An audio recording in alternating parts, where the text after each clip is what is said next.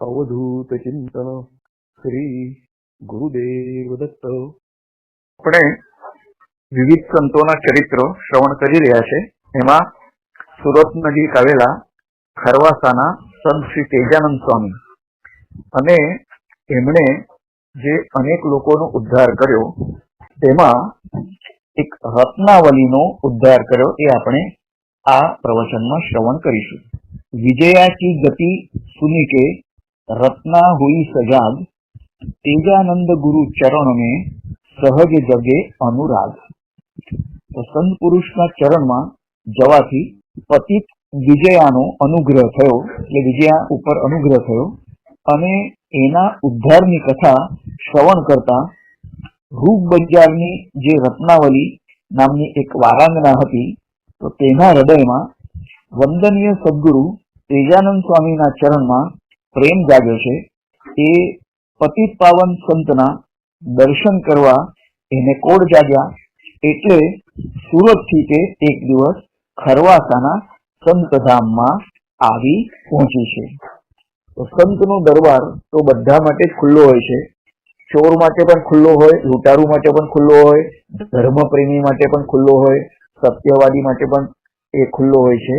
અને સંતે જે તપશ્ચર્યા કરી હોય અને એની જે ઓરા હોય, એની જે શક્તિ હોય, એની જે તેજસ્વીતા હોય તો એ તેજસ્વીતા થકી કોઈ પણ જીવાત્મા પોતાની જે સાંપ્રત કાળની સ્થિતિ હોય એનાથી ઊંચે ઉઠે અને માનવમાંથી એ મહામાનવ બને, આવી શક્તિનો ઉપયોગ સંત પુરુષો કરતા હોય છે। તો આ રત્નાવલી માટે કહેવાયું છે કે પતિત પાવન સાયા અમી કૃપા બરસાય, भाग्य जगे बारामुखी संत चरण में आए। अधम उदाहरण सद हो मोहे कीजो सनाथ, डूबरई मझधार में खवलिया ग्रहो हाथ। बाबा आपनी अमी कृपा ने लीधे मारा भाग्य जाग्या અને હું આપ જેવા સંત પુરુષના ચરણમાં આવી પહોંચી। આપ તો અધમનો ઉદ્ધાર કરનાર છો, મને અનાથને આપ સનાથ બનાવો અને સંસારની મજધારમાં હું ડૂબી રહ્યું છું, તમે તારણહાર બની મારો હાથ ઝાલી ડૂબતી મને બચાવી લો। તો સુમિરન સેવા સાધકી દો બાતે રહો લીન, ભવાટવી ઉબરન ચહો આયેંગે वो दिन। આજે ભવાટવી ભવ રૂપી અટવી, અટવી એટલે જંગલ, તો એમાં આપણે ખોવાઈ જઈએ છીએ અને ક્યાં જવું, શું કરવું જોઈએ એ બધું ભૂલી જઈએ છે। એના પ્રત્યે આપણને જો ઉપેક્ષા જાગે તો જ આપણો ઉદ્ધાર થઈ શકતો હોય છે। સંત તેજાનંદ કહે છે કે રત્નાવલી તમારે માટે તો મુક્તિનો માર્ગ મોકળો છે અને બે વાત ખાસ ધ્યાનમાં રાખવાની છે કે શ્રી હરિનું સ્મરણ કરો અને સંતોની સેવામાં તમે લીન બની રહો। એનાથી તમે જે ભવસાગર તરવા ચાહો તો એ દિવસ નિકટ ચોક્કસ આવશે। તો ગુરુ આદેશ શિર ધાર કે આય ઠાડી નિજ ધામ, સપ્ત સાલ બીતે ગયે સેવા કીની સકામ। એક તો હરિનું સ્મરણ કરવાનું, ગમે તેટલો પાપી પુરુષ હોય, પાપી મનુષ્ય હોય, સ્ત્રી હોય, તો એ પાપને બાળવા માટે હરિનું સ્મરણ અને સંતોની સેવા એમ કરતા કરતા આપણા પાપ ધોવાઈ જાય છે। આ રીતથી એ જે રત્નાવલી હતી સદગુરુનો આદેશ, સલાહ, સૂચન એને સ્વીકારી અને પોતાના મુકામ પર આવીને એણે આ શરૂ કરી છે। તો સદગુરુના ઉપદેશને શિરોમાન્ય કરી રત્નાવલી પોતાના નિવાસે આવી અને સંત સેવાનો પાવન વ્યવસાય તેને શરૂ કરે છે। અવકાશના સમયમાં એકાગ્રતાથી શ્રી હરિનું સ્મરણ કરતી અને નામસ્મરણની સૂર સરિતામાં એ સ્નાન કરતી હતી અને એમ કરતા કરતા 7 વર્ષના ભાણા વાઈ ગયા છે। છતાં સંત સેવા અને પ્રભુ ભક્તિનો અનુરાગ અટલ બની રહ્યો હતો અને ત્યાં એક અગમ્ય ઘટના બની છે। तो प्रेम प्रकाश हीरा जगे हरिसुमरन की ओट, नामी संत के शब्द से लगे कलेजे चोट। मनुष्य ગમે તેટલો ભવાટાઈમાં અટવાયો હોય, સંસાર સાગરમાં લપેટાયેલો હોય, પણ સંત પુરુષોએ એક જ વાક્ય કે શબ્દ કહ્યો હોય તો એની ચોટ લાગે છે અને એનાથી આખી એમનો અભિગમ જે હોય છે, દ્રષ્ટિ હોય છે, એ એકદમ બદલાઈ જાય છે અને જે પણ જીવાત્મા હોય, ભલે પાપી હોય, તો ધીમે ધીમે એનું પાપ ધોવાતું જાય છે અને એ પુણ્ય કરવા માટે એ એના માટે યોગ્ય બને છે. પાપ કમાઈ બારામુખી, બાહુરી દિગોયા સાધ, કાળમુખ અભાગિની, બળોતરો અપરાધ. તો દૂર દૂરથી એક સંત પુરુષનું આગમન થયું અને રત્નાવલીને પીછાણીને સાધુએ આવેશમાં વેણ ઉચ્ચાર્યા છે. તો વેશ્યા બની પાપ કમાઈથી તે લક્ષ્મીને પ્રાપ્ત કરી છે અને એ જ જૂઠા ધનથી અને અનેક સાધુ સંતોને તે પોષ્યા છે. તો તારો અપરાધ તો એકદમ અક્ષમ્ય છે, એને ક્ષમા પણ આપી શકાય નહીં. તેમ તું અભાગણી છે અને તું કાળમુખી છે, તો તારું મોઢું પણ જોવું જોઈએ નહીં, એવું પેલા સંત કહે છે. પણ છતાંય સંત એ સ્ત્રીનું મોઢું જુએ છે, એટલે પછી દોષી કોણ છે એનો પણ વિચાર કરવો રહ્યો. એ સંત કહે છે કે તારું મોઢું પણ જોવું નહીં જોઈએ. આમ કહીને એ હઠીલા સાધુએ મુખ ફેરવી દીધું અને ત્વરાથી પોતાના પંથે તેણે પ્રયાણ આદર્યું છે. छिन साध चले गए, रत्ना सिंहा पुकार, योगी हटकर चल बसे, नैना बहे जलधार. એ સાધુ તો કઠોર વચનો સાંભળી જતા રહ્યા છે અને આ બાજુ રત્નાવલી પશ્ચાતાપની અગ્નિમાં એ બળી રહી છે. પોતાના ઉપર રોષ ભરાઈને વિદાય થઈ રહેલા સાધુને અતિ વિનયથી રત્નાવલીએ સાદ કર્યો અને એને કહ્યું કે મહારાજ, તમે ઉભા રહો, તમે ચાલ્યા નહીં જાઓ, ઉભા રહો, દયાળુ ઉભા રહો. પરંતુ પેલા સાધુ તો હોઠ માને તેમ ક્યાં હતા અને મતવાલા સાધુ વિદાય થઈ ગયા છે. પરંતુ એના કાતિલ શબ્દોથી રત્નાવલીનું કાળજું એકદમ વિંધાઈ ગયું અને જાણે કે ઘાયલ થઈ ગઈ હોય તેમ વ્યથિત હૃદયે અશ્રુ વહાવતી ખરવાસાના સંતધામમાં દોડી ગઈ છે. તો ખરવાસાના સંતની સલાહથી એણે સાધુ સેવાનું વ્રત માંડ્યું અને એમાં આવા જે કઠોર વચનો તેને સાંભળવા પડ્યા. આથી એ ફરી માર્ગદર્શન મેળવવા માટે સંત તેજાનંદ પાસે આવી છે અને કહે છે કે સંત સેવા કૈસે બને, मैं हूँ पतित नार, तेजानंद गुरु अनुज को अब तो लीजिए उबार. भूमि लगे भयावनी, अब वहां रहा न जाए, सदगुरु मोरे दया निधि, मोहे दीजो विदाय. तो बाबा, હવે મારાથી સંત સેવા કેવી રીતે બની શકે? કેમ કે હું તો અતિ પતિત વેશ્યા છું. દયાનિધિ, હવે તો આ દાસીનો ઉદ્ધાર તમે કરો અને મને આ ધરતી ખાવા જઈ રહી છે. મારાથી વિશેષ સમય અહીં રહી શકાય તેમ નથી, માટે કૃપા કરીને મને તમે વિદાય આપો, તો જીવનનો પણ હું અંત લાવવા માંગુ છું. આમ કહેતા વ્યાકુળ બનેલી રત્નાવલીએ સદગુરુના ચરણ ગ્રહી લેતા છેલ્લી વિદાય માંગી છે અને એ અબળાના હૃદયની દારૂણ વ્યથા જોતા સંતો બોલી ઉઠ્યા છે. તીવ્ર પશ્ચાતાપ થતો હોય છે ત્યારે મનના જે વિચાર તરંગો એટલા બધા બળવાન હોય છે કે કેટલાય જન્મોનું પાપ જે ચોંટી રહેલું હોય, સામાન્ય પ્રકારથી જે નષ્ટ ન થતું હોય, તો એ પાપ પણ આવા બળવાન માનસિક વિચારોના તરંગોથી તે સાફ થઈ જાય છે. તો ભક્તિ ભાવ ન દેખિયા સાધુ બड़े અજ્ઞાન, બારામુખી તીર જાएंगे સાધુ આવા ગણ. તો એવા અજ્ઞાની સાધુ કોણ હતો? જેને રત્નાવલીના ભક્તિભાવને લગારે પણ પીછાણ્યો નહીં. જ્યારે એક સંતે એટલે કે તેજાનંદ સ્વામી એને કહ્યું હતું કે તું આ બે કામ કર, હરિનું સ્મરણ અને સંતની સેવા, તો તારું બધું જ પાપ ધોવાઈ જશે. તો એને પણ ચેલેન્જ કરવા વાળા પેલા સાધુ હતા અને એમણે કોઈના મનને પણ કઠોર વચનો કહેવા નહીં. આ તો સામાન્ય માણસને પણ શિખામણ છે ધર્મની. તો પેલા તો ધાર્મિક સાધુ હતા, છતાં પણ તેઓ કઠોર વચનો વાપરવાનું તેઓ ભૂલ્યા નથી. અને તે સાધુએ શબ્દ પ્રહાર કરે છે. પરંતુ સાચી વાત તો એ છે કે એક વેશ્યાનો જરૂર ઉદ્ધાર થઈ જશે.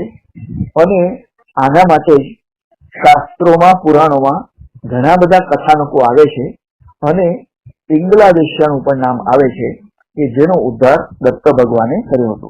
પણ પેલા જે સાધુ હતા તે તો ફરી પાછા આવાગમનના દારૂણ ગરતામાં ડૂબી રહેશે. જ્યારે એક અંબળાએ જાગૃત થઈ છે અને સંતે કહેલા વચનનું પાલન કર્યું છે તો તે ચોક્કસ ધર્મના માર્ગે પ્રગતિ કરશે. સંતના એ શબ્દો શ્રવણ કરતા જ એક સાધુ પોતાના આસનેથી ઉઠીને સદગુરુના આસન સમીપ આવ્યા અને તેઓ બોલી ઉઠ્યા કે સદગુરુ यह कैसे बने? पतित गणिका नार साधु बोल्या તમે ગણિકા લીંધી ઉબાર.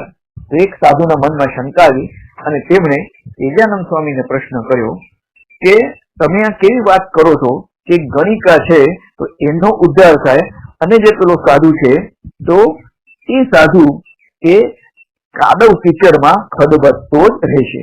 તો એ સાધુએ ફરી પાછું કહ્યું છે કે મહારાજ આપ કહો છો તે કેવી રીતે બની શકે? પાપ કર્મની કરનારી એક પાપી ગણિકાનો તમે ઉદ્ધાર કર્યો, ત્યારે એક સાધુને તમે ભવકીટમાં ડૂબાવી દીધો છે. તો આપનો આ ન્યાય યોગ્ય છે? સાધુએ આ રીતે પ્રશ્ન કર્યો છે તેજાનંદ સ્વામીને. એટલે તેજાનંદ સ્વામીએ કહ્યું કે સાધુ બડે અજ્ઞાન હો, घट में घोर अंधियार, रत्नावली के हृदय में प्रेम ज्योत उजियार. साधुना शरीરમાં તો હજુ અંધકાર જ ભર્યો પડ્યો છે, જ્યારે રત્નાવલીના હૃદયમાં ઈશ્વર પ્રત્યે પ્રેમ કે અનુરાગ અને સંતો પ્રત્યે સેવા ભાવના વિકસી છે. महापापी नर तिर गए संत चरण अनुराग, साधु डूबे भवकीट में यही बड़ो अभाव. तो तेजानंद स्वामी કહી રહ્યા છે કે મોટામાં મોટા પાપીઓ પણ આ ભવસાગરમાંથી સંત પુરુષોના ચરણોમાં અનુરાગ રાખીને કરી ગયા છે, જ્યારે સાધુ લોકો છે જેમણે 100% એ ધર્મનું અનુશીલન કરવું જોઈએ, પાલન કરવું જોઈએ અને કોઈના પણ દોષ જોવા જોઈએ નહીં. તો એને બદલે તેઓ બીજા બધાના દોષ જોવામાં જ પોતાનું સમય અને મન તેઓ લગાડતા હોય છે. આથી કેવા સાધુઓ અભાગી છે અને એટલા માટે જ તેઓ આ ભવકીટમાં ડૂબી જાય છે.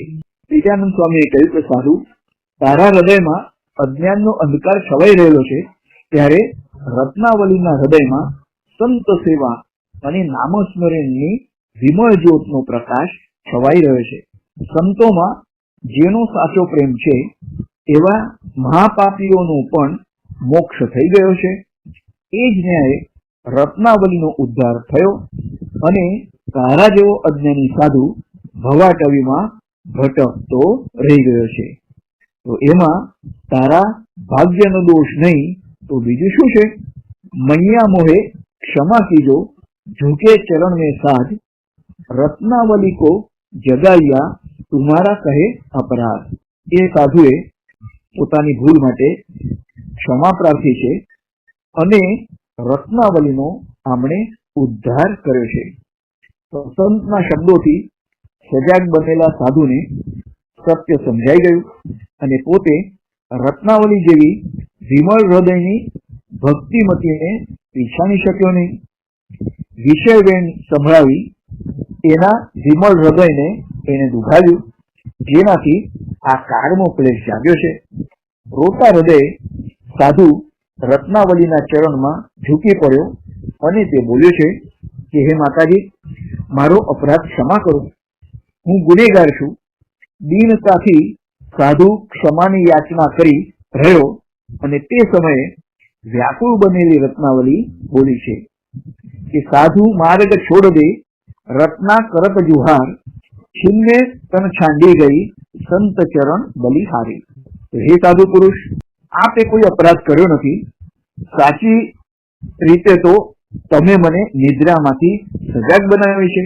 રત્નાવલીને એવી રીતે ચેતાવી દીધી કે જેનાથી મુક્તિનો દુર્લભ માર્ગ નિકટ દોડી આવ્યો છે. હું તમને પ્રણામ કરું છું. અને આમ કહેતા રત્નાવલીએ તેમને વિનયથી પ્રણામ કર્યા છે અને સાધુને દૂર ખસી જવા માટે કહ્યું છે. પોતાની ભૂલ ઉપર પસ્તાવો કરતો સાધુ આગળ ખસી ગયો એટલે પુનઃ સદગુરુ તેજાનંદ સ્વામીના ચરણ ગ્રહી શિર નમાવતી રત્નાવલી ચિર નિદ્રામાં ઓઢી ગઈ છે. તો પતિત ગણિકા રત્નાવલી સાથે જ પૂર્ણ વિરામ પામી ગઈ અને રત્નાવલી એમ કહી વાત્સલ્ય પ્રેમથી તેનો હસ્ત ગ્રહી ને તેને ઉઠાડવા સંતે ઘણો સાદ કર્યો, પરંતુ હવે રત્નાવલી ક્યાં હતી? રોતા હૃદયે સદગુરુએ રત્નાવલીના સ્થૂળદેહને પોતાના હાથે અંતિમ સંસ્કાર કર્યો. તો સાધુ નૈન બહાય કે ચલ ગયે ઉત્તરાખંડ, દુલાધન્ય બારામુખી પાયા સુખ અખંડ. તો આ દુલારામ બ્રાહ્મણ કવિ પણ હતા. તો એ આ વિશે કહે છે કે સાધુએ પણ પશ્ચાતાપથી પોતાના નયનોમાંથી અશ્રુઓ વહાયા છે અને એ વહાવતો ઉત્તરાખંડ ચાલ્યો ગયો છે.